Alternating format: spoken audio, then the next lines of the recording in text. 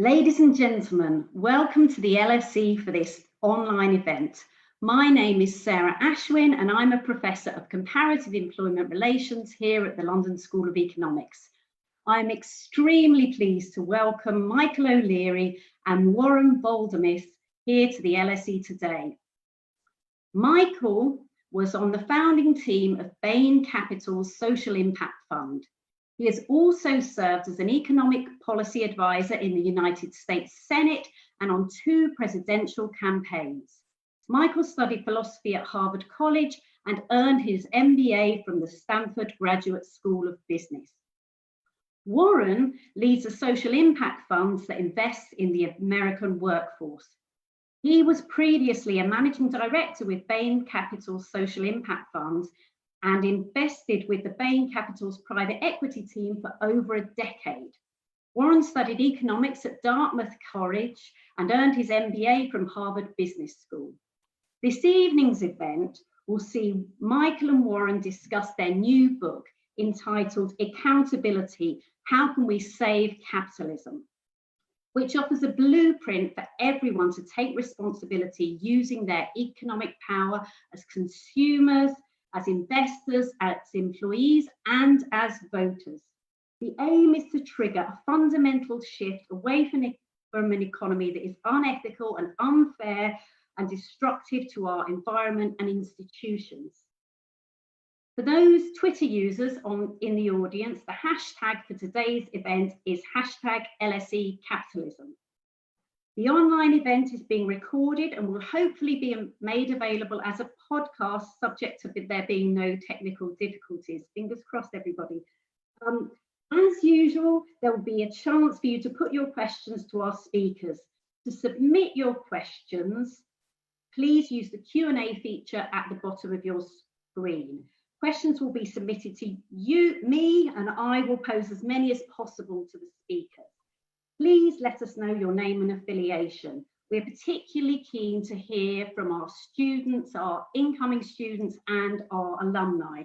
But now I'm absolutely delighted to hand over to Warren and Michael. Thank you, guys.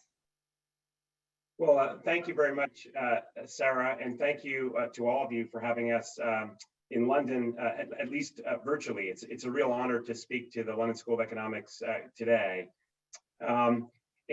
Michael and I were just joking that as we're in London, Lehman Brothers, the bank that brought down the global financial system about a dozen years ago, actually had a very forward-looking corporate social responsibility program in London.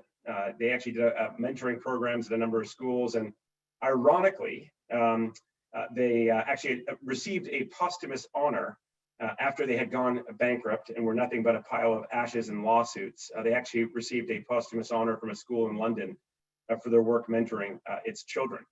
And I think that the irony in that statement and the irony in Lehman's statements prior to their collapse, they actually said in their annual report, strong corporate citizenship is a key element of our culture. Where will you make your mark? At Lehman Brothers, that is what we ask of all of our employees. Now, they clearly left a mark, but I don't think it was the mark that they intended. And this irony between corporate stated intentions and corporate social responsibility and what corporations actually, the effect that they have on the world today is one of the things that we talk a lot about in our book, Accountable. But maybe before I hand it over to Michael to talk a little bit more about this irony, I'll just quickly run through the premise of our book. So we start from the perspective that capitalism is, or at least has been, a massive force for good over a long period of time. So just consider this, in the 3 millennia up to 1750, GDP growth per capita was exactly 0%. Since then, GDP per capita has grown by 37 times worldwide. And so when you think of all the benefits of the modern world, longevity, disposable income, abundant food, these things didn't happen by accident, they happened by capitalism. But capitalism as practiced in the last several decades has gone dangerously off track and produced some very distorted results. In the city where Michael and I used to work in Boston, the life expectancy gap between adjacent rich and poor neighborhoods is 33 years. 33 years in 21st century America. It's an unbelievable statistic, and it's similar in other cities.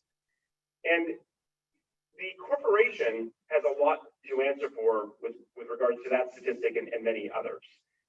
It is our view that the corporation is the single most important social institution in the world today. We write in our book, think of how you spent your morning. That you may have woken up to a tune on your iPhone. Apple, the #4 largest corporation in the United States, with cell service powered by AT&T, #9. Your medicine may have come from CVS, #7. Distributed by McKesson, #6. Paid for by United Healthcare, #5. You may have driven a GM, #10, car to work, insured by Geico, owned by Berkshire Hathaway, #3. And fueled up at ExxonMobil, #2. On the way, you may have passed a Walmart, #1, and a Whole Foods owned by Amazon, #8. All of that, that's the top 10, even before you check Google in line at Starbucks while taking out your Bank of America credit card. So corporations are everywhere in our world today, but they are largely rudderless and unaccountable from a social perspective. And we see today, in this age of COVID in the United States with all the social dislocation and BLM, that there is more than ever talk of good intentions at corporations. In fact, there's now $90 trillion devoted to the UN PRI investment guidelines. And so you'd think with all the talk and the money going towards social things that we would have solved our problems already. But at its root, the corporation is still accountable really to only one stakeholder, and that is the shareholder. And as Michael will explain, it is that fact that we need to address if we're going to hope for a better capitalism. Thank you, Warren. Warren mentioned the United Nations Principles for Responsible Investment, the UNPRI. We're also coming up on the 1-year anniversary of the statement on the purpose of the corporation from the Business Roundtable. The Business Roundtable made this announcement saying, the purpose of the corporation is not just to maximize profits for shareholders, it's also to serve all stakeholders, communities, employees, the environment. The problem, though, is if we're at the 1-year anniversary of that statement, we're also at the 1-year anniversary of the Council of Institutional Investors response. So the Business Roundtable in the US represents CEOs. Their statement had 181 leading CEOs in the country, representing something like 30% of the market value of all US stocks. The Council of Institutional Investors represents asset owners, pension funds, sovereign wealth funds. And they countered that if the Business Roundtable believed corporations should serve all stakeholders, that the Business Roundtable should remember that they are still accountable only to shareholders. In a capitalist economy, the capitalist is king. And so corporate leaders may aspire to virtue, but they are bound by a fiduciary duty to maximize profits. Any gestures at a broader social responsibility are only tolerated insofar as they are insincere. Now, there's nothing wrong with fiduciary duty in and of itself. Corporate managers should not benefit at the expense of shareholders. They shouldn't waste shareholder value on pet projects, empire building, expensive perks. But fiduciary duty was meant to be a set of guardrails on corporate behavior. Instead, it's become the sole purpose of a corporation. Fiduciary duty has become a sort of fiduciary absolutism, an ideology, where maximizing profits for shareholders is the only goal of the corporation, period. And so business leaders are faced with conflicting demands. On the one hand, from stakeholders, communities, consumers, employees to do good. And on the other hand, from shareholders to drive short-term profits. And faced with these conflicting demands, business leaders have responded with a sort of rational hypocrisy. Flip the marketing, but leave the underlying mission unchanged. And we're all living with the result. Corporate philanthropy like Lehman Brothers can generate good press and often does real good, but its scale is equivalent to less than 1/10 of 1% of revenue at our largest corporations. Environmental and social scoring metrics, they're proliferating, but there's very little correlation between one agency's ratings and another's. You can check for yourself. If you look up two lists of the world's most sustainable companies, you will be lucky to find the same company on both lists. That doesn't happen with the biggest companies by market cap or by revenue. Warren mentioned the $90 trillion committed to the UN PRIs, the principles for responsible investing, but recent research has shown that there is no difference in the actions of investors before they commit to the UN PRI and after. And there's no difference in the actions of investors who have signed those commitments and those who have not.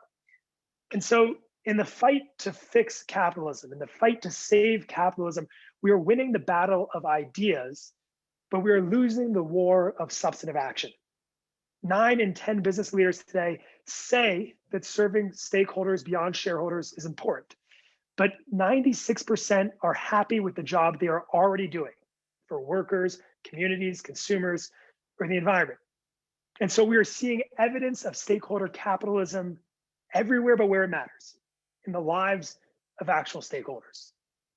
Capitalism doesn't have a publicity problem, it has a purpose problem. And to fix that, we need to hold corporations accountable to a purpose deeper than profit.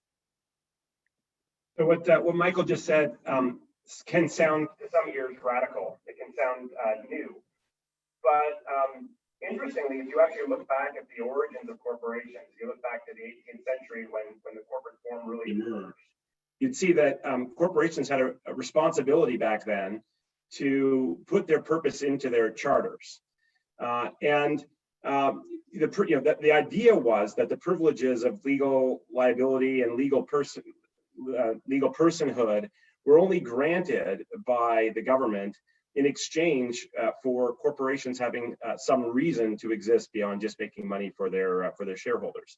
And actually, interestingly, in the U.S., that requirement still exists in form. So in the articles of incorporation for companies, you still have to put your purpose.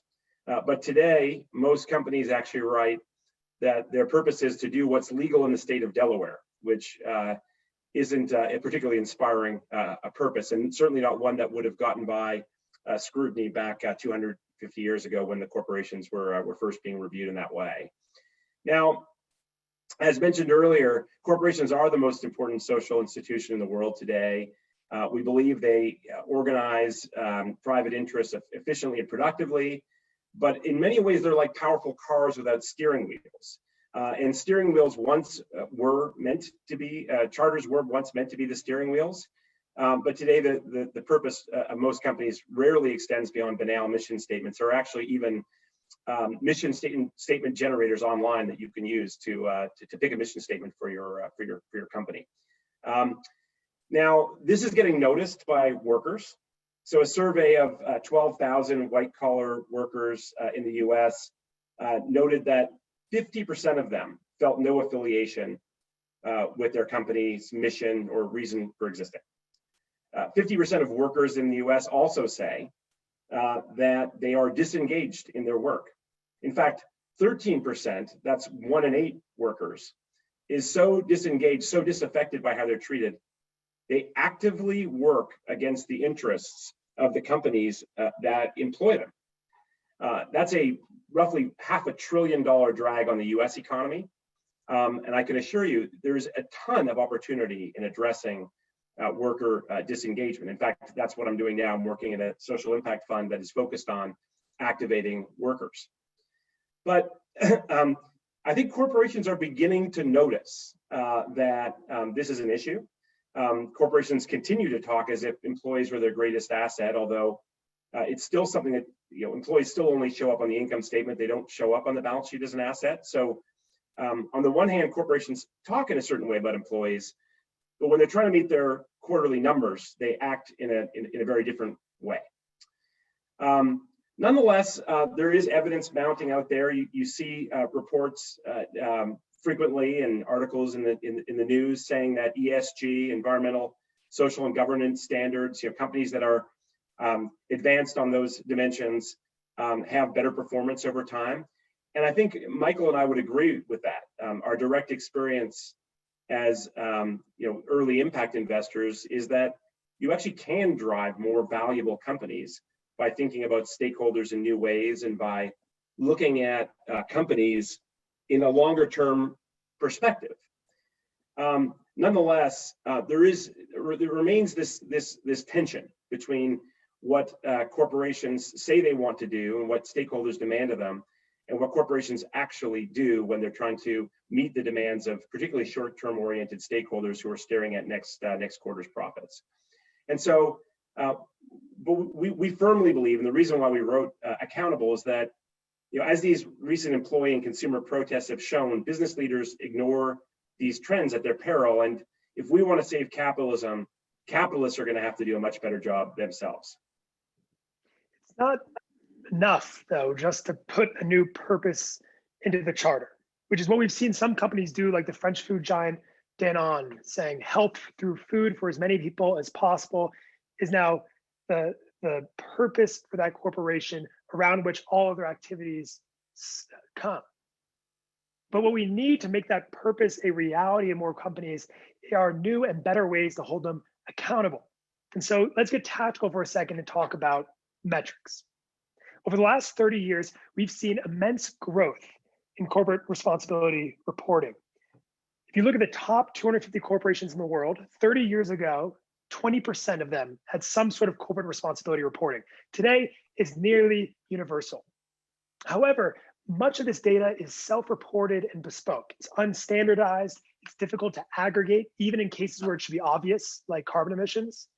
And in other areas, like social indicators, researchers have found that 92% of what's measured is effort, not effect. It's policy rather than impact. And so you have corporations that will report that they have a diversity policy, but not on how diverse their workforce actually is. And so this first step of reporting on ESG is a start, but it's only a start.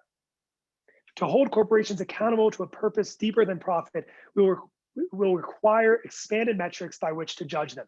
And that means metrics that are standardized, mandatory, and audited, just as our financial statements are. Until we do, we'll end up with the following, which captures just how confused the world of capitalist reform remains today. This past summer, the US Congress summoned the CEOs from 4 of the largest tech companies for a hearing. Their videos streamed live in the halls of Congress and across the world. The leaders of Amazon, Apple, Facebook, and Google were forced to answer for their alleged monopolistic practices and malign influence subverting our democracy. They were held up as emblems of unfettered capitalism run amok. Against this, the summer also saw surging interest in social impact and sustainability in the business world. Billions of dollars flowed into funds that invest only in companies with the best performance on environmental, social, and governance issues, so-called ESG funds. Only one problem. Check the top 5 holdings of ESG funds at BlackRock or Nuveen or Vanguard or any of the other major providers, and by God, there they are again. Amazon, Apple, Facebook, and Google. In the fight to reform capitalism, we can't even figure out who are the villains and who are the heroes. And so Lehman Brothers can win an award for its corporate social responsibility a year after it helps to bring down the global financial system. Until we can put purpose into a corporation's charter, hold it accountable to that purpose, and align its business model with its purpose, we'll continue to get what we've got, a thin veneer of stakeholder rhetoric painted over the cracked foundation of shareholder primacy. If we're going to make meaningful progress in the fight to save capitalism, we'll have to do better than that. With that, Sarah, we'd love to take some questions. Okay. So, thank you so much for that absolutely fascinating presentation. It was great. So I'm going to kick off the discussion with a couple of questions myself, and then I'll open the floor to questions. Please type short questions into the Q&A box. And when you do so, remember to include your name and your affiliation. So I'll begin with my first question. So in your book, you make a strong case that business leaders and investors should lead the forms that you prescribe. So my question is, why trust the very people who have caused the problems to solve them? Why not use government? Well, I don't know. I don't know. You know, it's hard in the United States right now, given the political situation, to rely on government to solve some of these problems. In an otherwise unremarkable press release a few months ago from the Department of Energy, they started talking about natural gas as molecules of US freedom, which is not quite the prelude to a carbon tax, which is one of that sort of pricing of externalities is one of the most basic functions that we see government being able to provide. And I think one frustration that Warren and I have had coming from the financial world, coming from the investing world, is what we call in the book the billionaire cop-out, where you'll have these extremely powerful financial and business leaders, people like Jamie Dimon and JP Morgan, or Warren Buffett, or Ray Dalio at Bridgewater, extremely powerful people who they'll write these wonderful tracts about how government needs to be doing more, about how government has left people behind, about how we need different tax policies, different sorts of investments. And it's hard not to look at that and say, how convenient that the one institution that does not require you to sacrifice is the one institution that has to solve these problems. For us, we look at, for a better model, we look at how certain companies have reoriented their businesses, or certain investors have reoriented the way they invest, so that if they believe in a certain set of issues, a certain set of values, and that governs the way they vote, or the way they lobby, or the way they donate money, that it also governs the way they invest, the way they build their companies.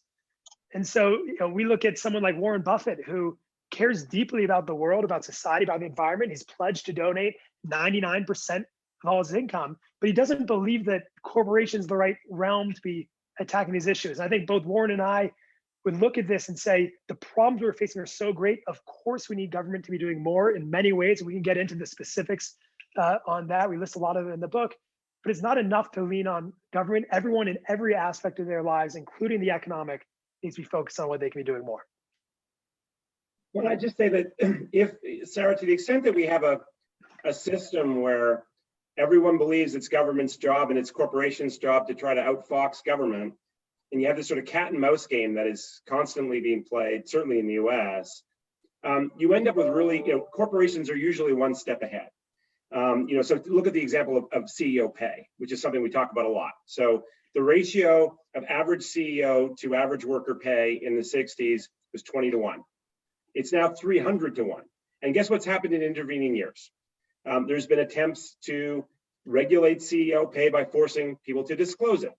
Okay, so CEOs disclose their pay. What happens in a CEO negotiation? I can tell you for sure, no CEO opens a negotiation with, well, I'm bottom quartile, so that's fine. Everyone uses the average as a way to go up. Then government said, okay, you can only deduct CEO pay up to $1 million from your taxes. And then guess what happens? CEOs get paid with stock options, which encourages the kind of short-term behavior that we see.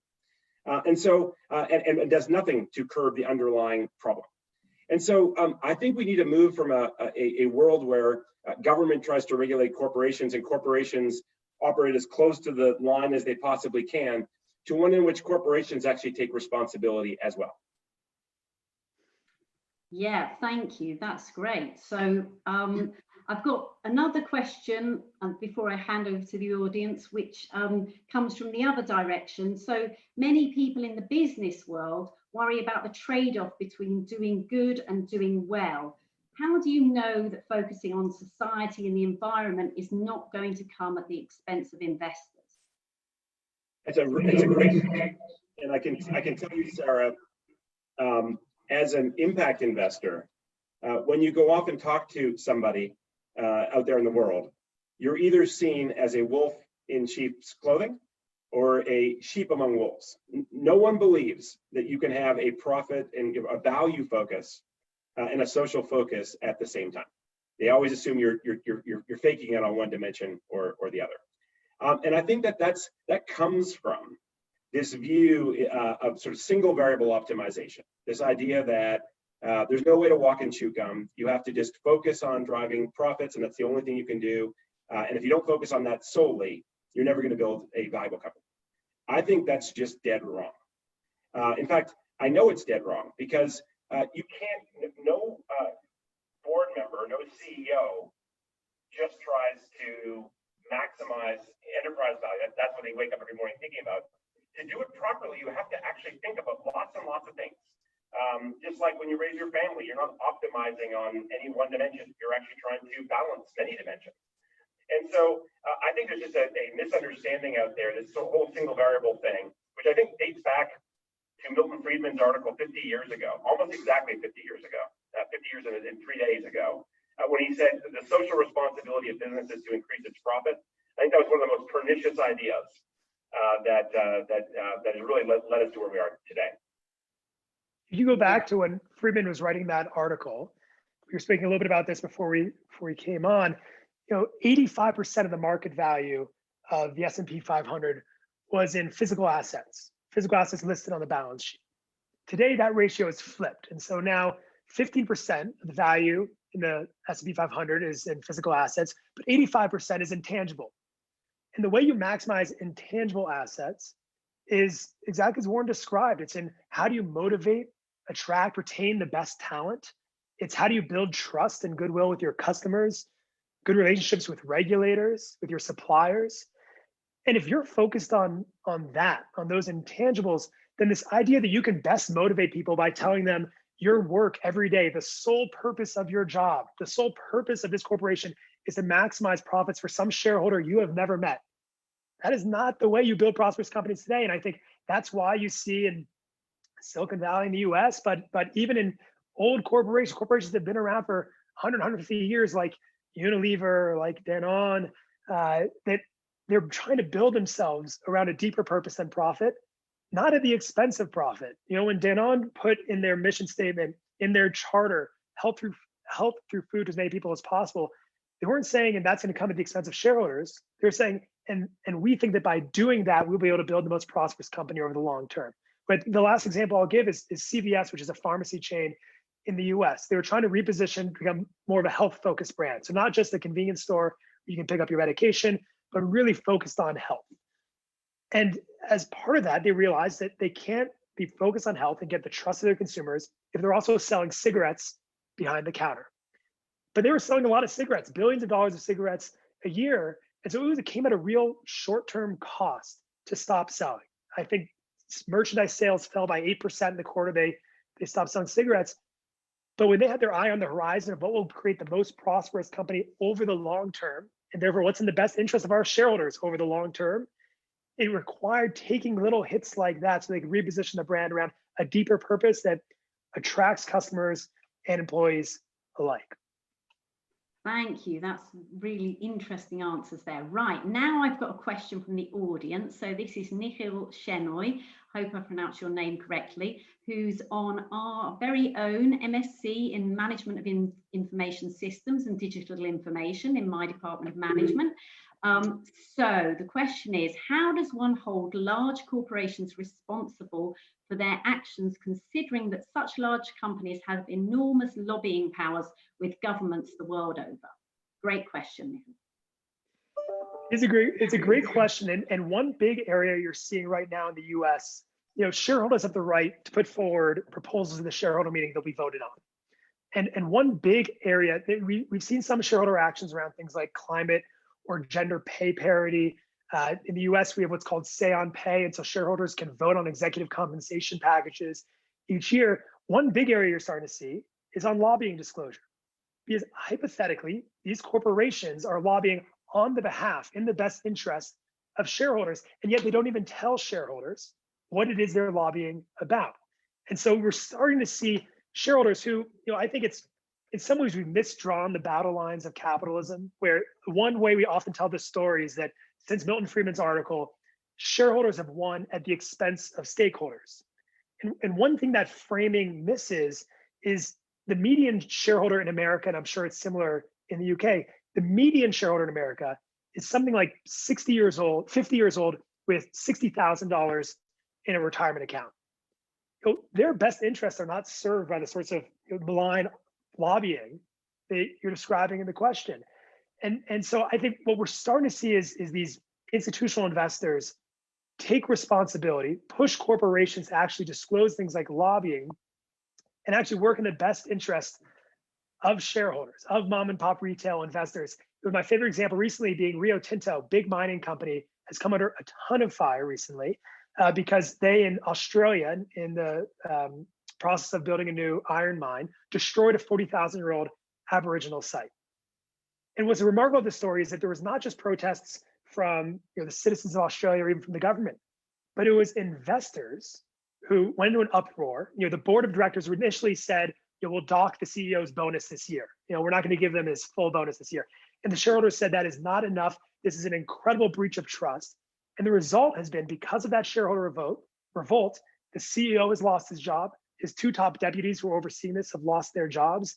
And so my hope is that just as we're seeing consumer movements and employee movements, we're also seeing investor movements to start pushing corporations to be more responsible, more sustainable. But I just add, though, to go back to the specific question that Akhil had, if we don't find a way to do better on measurement of ESG, going back to Michael's point earlier, the irony of picking up the 4 people who were hauled in front of Congress as the top ESG performers, if we don't figure out how to do metrics that are simple, intuitive, and compulsory, then it's going to be really hard to hold corporations to account. And frankly, it was really interesting. I was talking to a relatively hard-nosed hedge fund guy the other day and asking how did he look at ESG stuff? And he said, I would love to have great measures of employee health. I think that's an investable piece of information if I knew it. But I don't trust any of the ESG providers today. And I can't call companies to ask their employees questions because of MNPI issues, non-public information issues. And so I'm flying blind on employees. And so I really think that there's a big thing here. If the Business Roundtable and all these groups that are talking about doing more for stakeholders, if they're serious, they'll help create intuitive, simple, compulsory, standardized ESG metrics. Well, that actually leads very nicely into our next question that comes from Diana Sosa. She's doing an MSc in the psychology of economic life. And her question is, what are the most used frameworks for measuring impact, especially to measure real change, impact, and not just intentions? Is there a standardized methodology?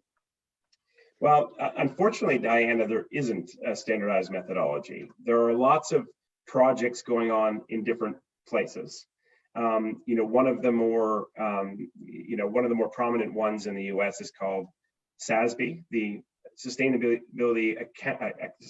Accounting Standards Board, which is self-consciously named after the Financial Accounting Standards Board, with the idea that they're going to create standards that will ultimately be enforced by the SEC, which would be a fantastic thing. The problem is they're in this impossible position between trying to come up with simple standards that work and trying to address the needs of the corporations that they're trying to get to sign on to this stuff.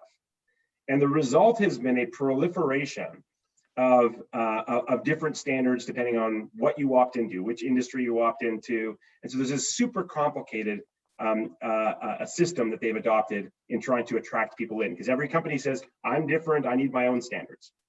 And so that goes against the idea of standardized things, just like we have for accounting. And so, unfortunately, Diana, at this moment, we do not have any reliable measures that are widely used. And we certainly don't have any reliable measures that are widely used and enforced, in other words, regulated. And so that's the place where we need to go. And unfortunately, I think we're still a ways away. But we've solved this problem before. During the Great Depression, we did not have standardized accounting. And it took the private sector to go and fix that problem. And hopefully we will make some progress now, given all the catalysts that are out there and people making pious statements. I would just say, this is part of the reason why a company like McDonald's can win from Ethisphere magazine, win the most ethical company in the world award. A couple of years ago, they won that award, which is remarkable for a company which the more you eat their core product, the sicker you get. And I think it's because things like, and I've got no doubt that they truly earned that award based off of the metrics that Ethisphere magazine was tracking, in the same way that based off the metrics that MSCI tracks or BlackRock tracks, that Facebook and Google and Amazon deserve to be the top holdings of their ESG funds. The problem is that it is already monumentally difficult to get everyone to report on the effort they're making, on their policies. If you look and say, I just want to know the simplest one, carbon emissions, or the simplest thing, what do you pay your workers? Or what's the diversity? This is a big issue in the US, but also worldwide. What's the diversity of your workforce? And companies oftentimes have this data, but they're just not used to reporting it. And when they do, it oftentimes comes in two separate reports. My favorite example from the book that Warren and I had put in there is of Goldman Sachs in the US, where Goldman Sachs will issue two separate reports, a sustainability, corporate social responsibility report, and a report for shareholders. And in the social responsibility report, they'll talk about their 10,000 Women Initiative, which it truly does great work. It's a partnership with the World Bank. It's investing in female entrepreneurs around the world. It's an incredible program that we would both support. But if you then look at their annual report to shareholders, the terms women, female, gender come up in exactly one context, which is in relations to a gender pay parity lawsuit in the UK for not paying women at the same rate that they were paying men. And I think it's this bifurcation of corporations, this sort of schizophrenia where they're either talking about what they do as their core business, or they're talking about the good that they do separately. That's the end. And the way we get those two things to align, I think, is, as Warren was saying, focus on measuring actual impact of your products, your services, the impact you're actually having. And the only way we can get towards that is having more standardization, which doesn't have to be led by government. The story that Warren was describing after the Great Depression, a lot of that was led in conjunction with industry. Great, thank you. Well, that also leads nicely into the next question, which comes from Becca Dar, who's an MBA graduate from the University of Michigan, and I think currently in Maine, USA. So the question is, what are your thoughts on the SASB's framework as a start to standardization of reporting by industry, at least in the USA? Larry Fink of BlackRock asked in his annual letter this year for all portfolio companies to start reporting using that and other carbon frameworks. So that's a question about a specific framework, I guess. No, SASB. That's the framework that Warren's beginning to refer to, and I think it's as good a start as any. One thing that gave me heart was I spoke about the Business Roundtable statement in our remarks, and not to be outdone, the World Economic Forum a few months later, last winter, had the Davos Manifesto, which essentially said the same thing. Corporations should serve all stakeholders, including shareholders, but should serve all stakeholders. And one thing that I liked about what the World Economic Forum did is they then followed that up with, a few months later, with a report called something like Toward a Common Set of Metrics, where they used, so SASB is one reporting framework, GRI, the Global Reporting Initiative, is another, and they tried to issue, as the World Economic Forum, here's the metrics we think all corporations should start reporting on. They did this in conjunction with the 4 major global accounting firms. And so I think we were at the very early days, but starting to see people coalescing. SASB has gotten more traction than most. And I think for folks who aren't familiar with it, one way that it stands out is it says, for each industry, the core issues are different. Data privacy matters a lot if you're a bank or if you're an online search company like Google. Doesn't matter so much if you're a mining company. And similarly, emissions matter a lot if you're a mining company or oil and gas company. Don't matter that much if you're a tech company. And so let's focus on, by industry, let's focus on what are the key variables, the key metrics that matter. And I think that's gained a lot of traction, because when you look at the world through that lens, you also see that those are the sorts of metrics that also drive financial performance. A tech company focusing on data privacy is extremely important to its core business. And so it makes more sense for them to focus on that sort of issue in line with SASB's framework than it does for them to focus on becoming carbon neutral. Also important, but not the core impact they have on the world. Did you want to add anything, Warren? Or no, I just say that I'll go back to what I said earlier.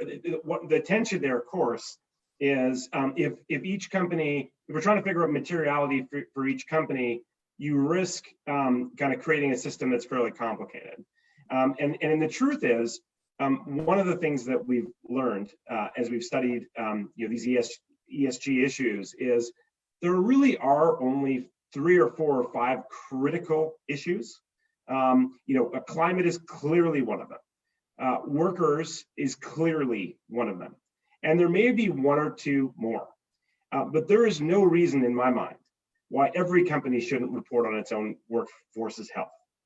And frankly, there's no reason why every company shouldn't also report on its climate emissions in a standardized format. Neither of those things is actually that hard to do. But people throw up all kinds of smoke screens and say, oh, geez, I'm different. And so you end up in this world where everyone's sort of pigeonholed in their own little space. And so while there's room for, I think SASB's got some real benefits to it, to what Michael said, I do think that it would be really helpful if we could just pick 3 or 4 issues and nail them with simple metrics for all companies. Great, thank you. So I've got a question coming in from Manish in Bangalore, India. Is there some kind of universal approach in terms of checks and balances that could be proposed to check the aspects of capitalism that we as consumers and our interests can be in safe hands rather than be exploited by their practices? So I think Manish is looking for some kind of universal approach to checks and balances. Well, it's interesting because when again in the U.S. there's a company called Just Capital, and it's a not-for-profit, and what it does is it tries to go and get the voice of individual citizens and ask them, what do you care about when it comes to corporate responsibility? And again, there ends up being a fairly short list. I think they've surveyed over 100,000 people now, and they do a survey every year. And the things that come up are pretty reliably workforce issues as the #1 issue, followed by consumers, basically fair treatment of consumers, followed, I think, by community issues, being respectful of the communities that you operate in, and then followed by environmental issues. And those things, the same things come up again and again. Now they have some double clicks of that. They have some additional detail about which individual things within those buckets matter most.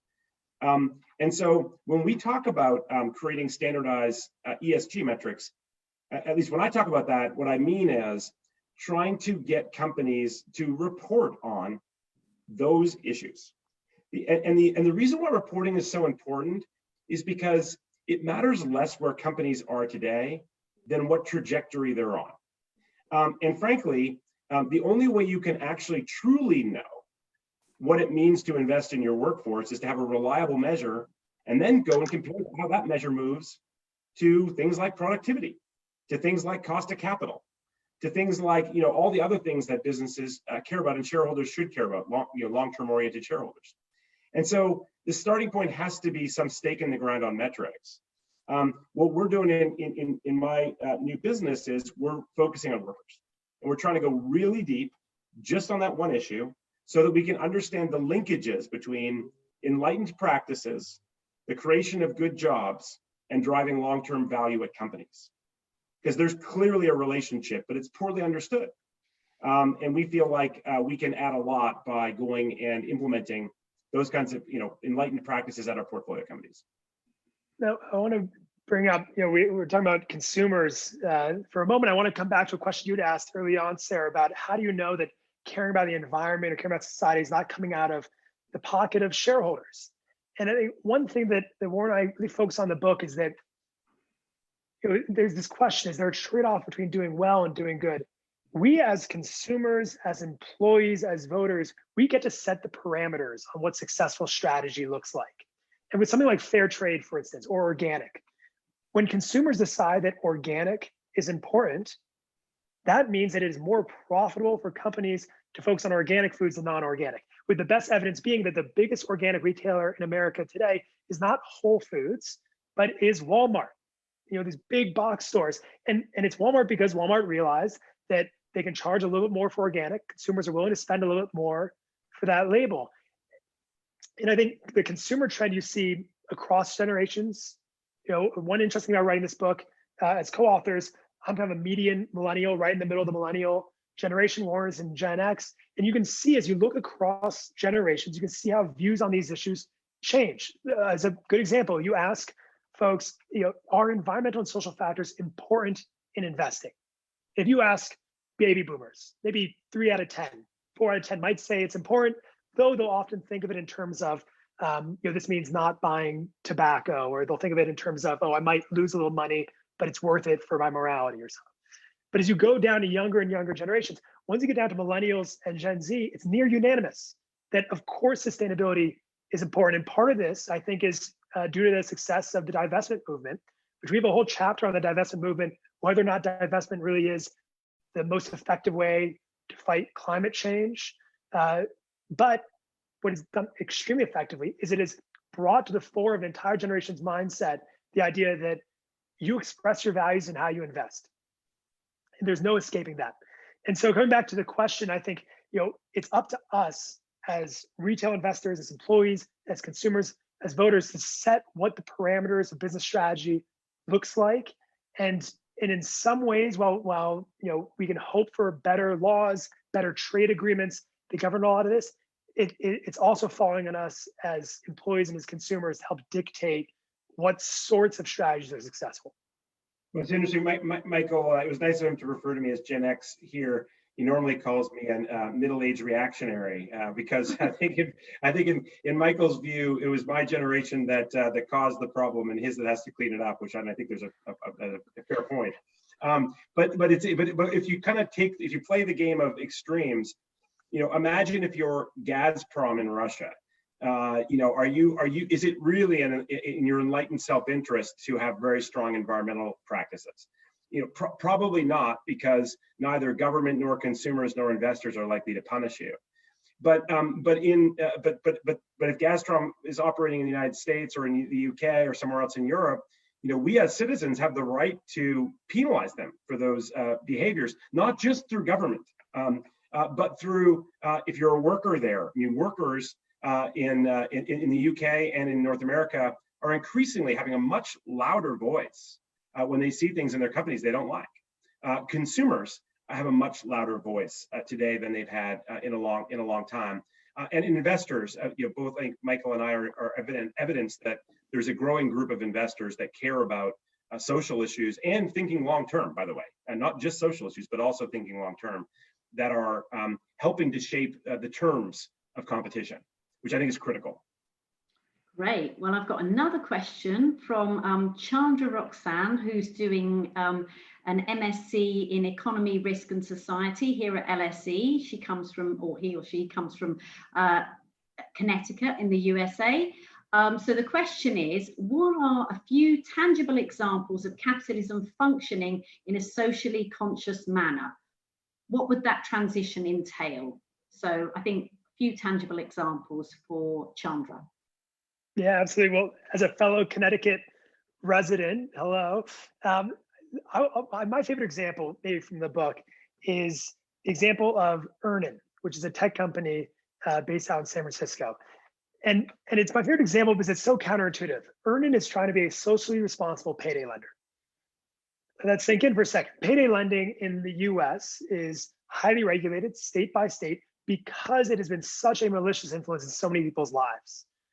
We've got this state where people are living paycheck to paycheck. Something like 4 out of 5 Americans live paycheck to paycheck. Something like 2 out of 5 Americans couldn't come up with $400 in an emergency. And the payday lending industry takes advantage of that. And they'll trap people in these cycles of debt where they're paying the equivalent of 200, 300% annual interest rates. They'll pay hundreds of dollars more in interest than they take out as a loan. And so against this comes a company called Earnin. And here's their business model. Is they said, there's so much risk of taking advantage of these users, of the people who need payday loans, because they're in desperate straits. You can always charge them a little bit more, give some little hidden fee that they won't understand. So instead, what we're going to do is we will give you an advance on your paycheck. We will plug into the time and attendance system at your company, so we know roughly how much you've worked. We know roughly how much you'll get paid at the 2-week pay cycle. But after you work a certain number of hours, if you want your paycheck, we'll give it to you. And we'll give it to you for free. No fee, no interest payment. But if you think you get value from the platform, you can pay it forward and you can give an optional tip. And that's the entire business model, an optional tip. And the remarkable thing is, this is the financial industry in general, the payday industry specifically is an area with very little trust between the general public and the corporations, rightly so.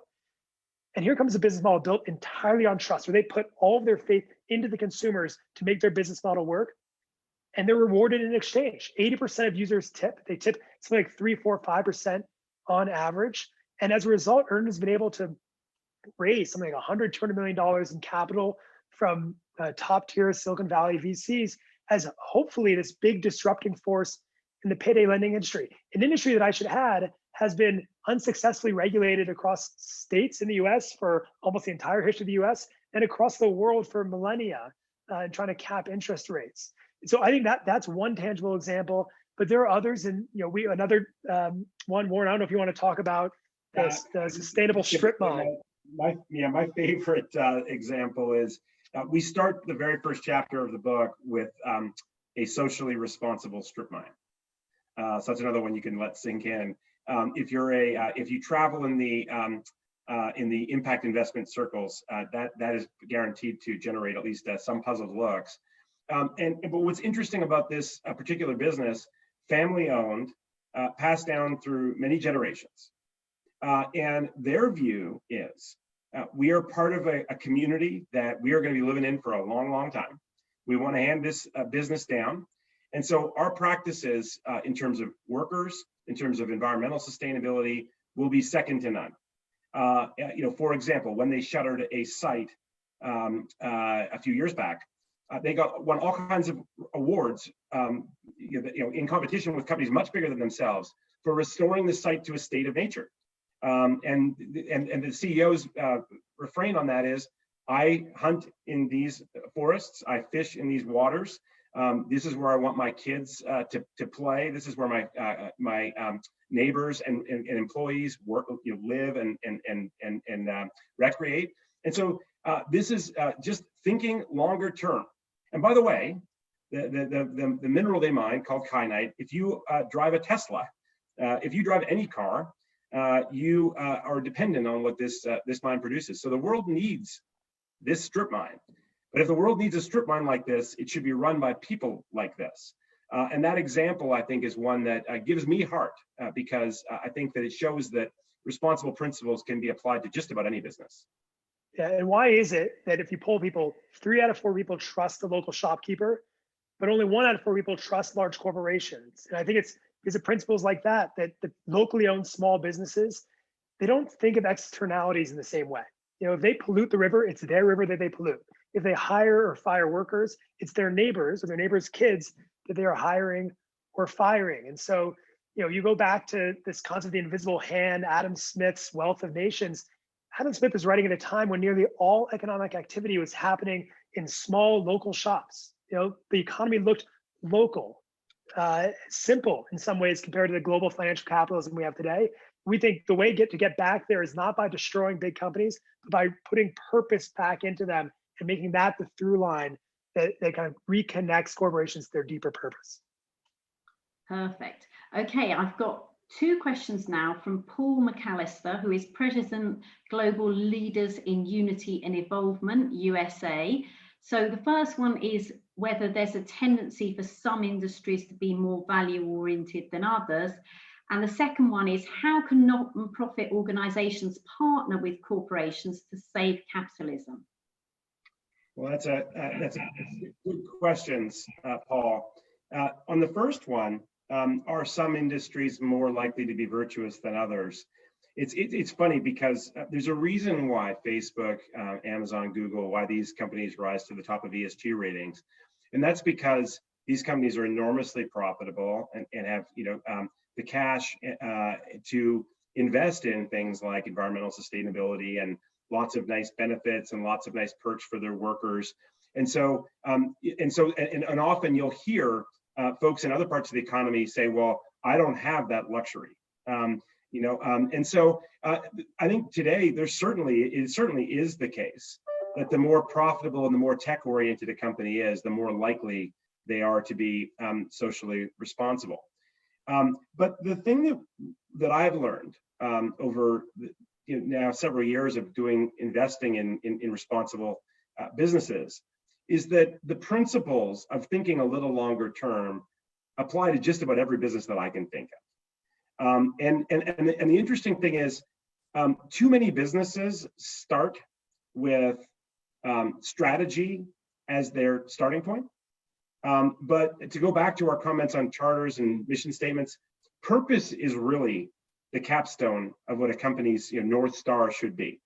And when you know what your purpose is, it's clarifying in so many ways.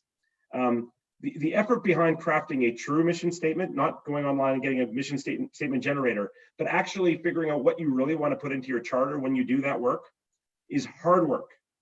But when you do it, it is massively clarifying.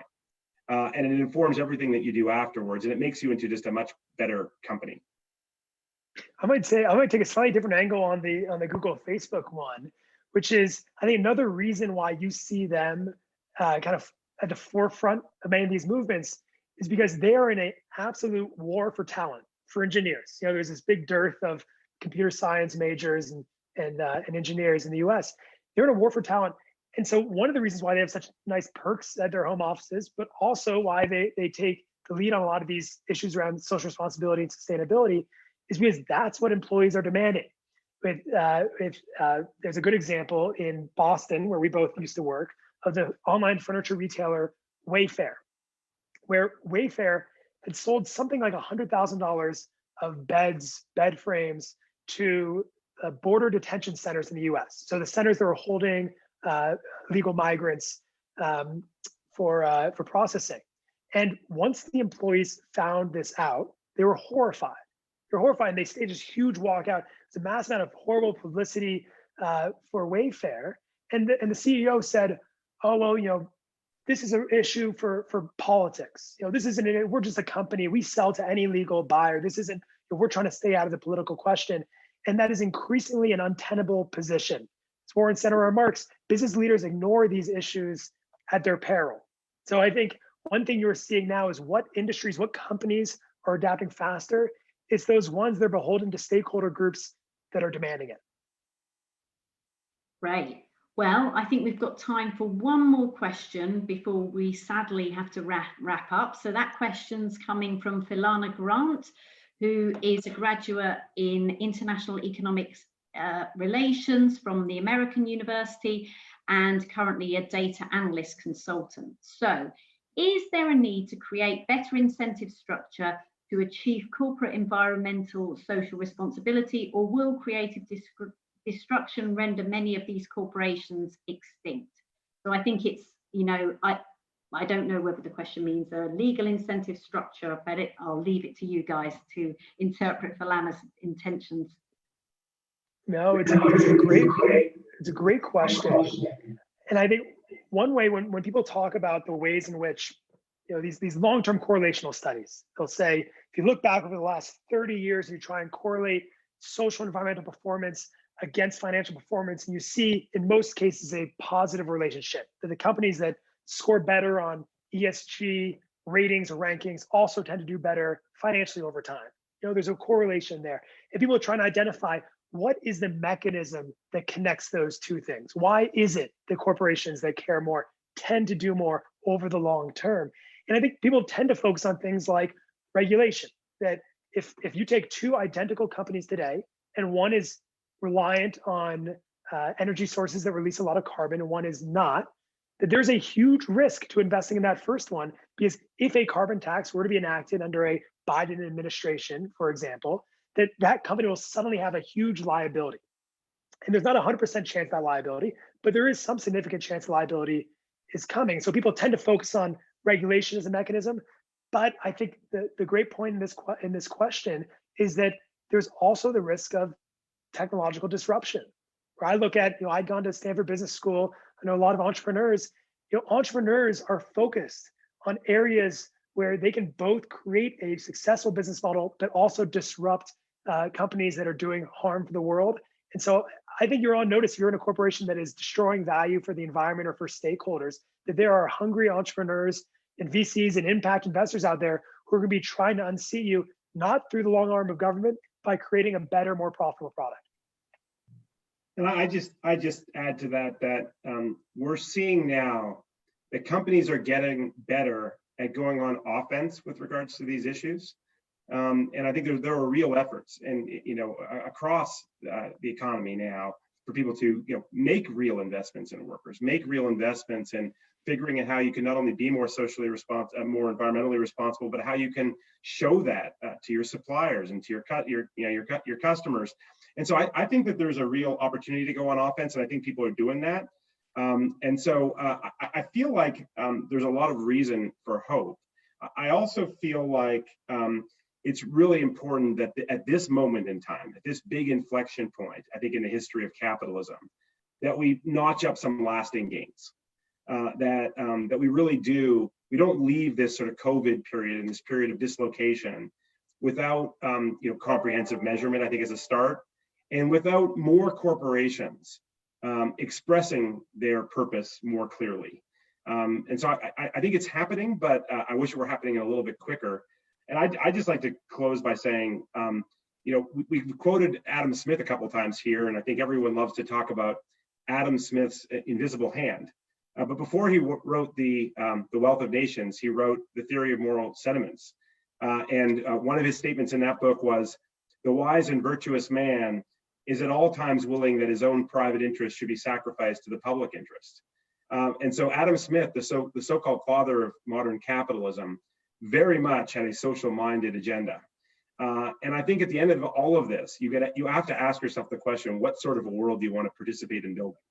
And so we closed our book with this notion of cathedral thinking, of helping to work towards things that'll be there after you're gone, and things that you're proud of. And so I hope, first of all, I hope folks will have a look at our book.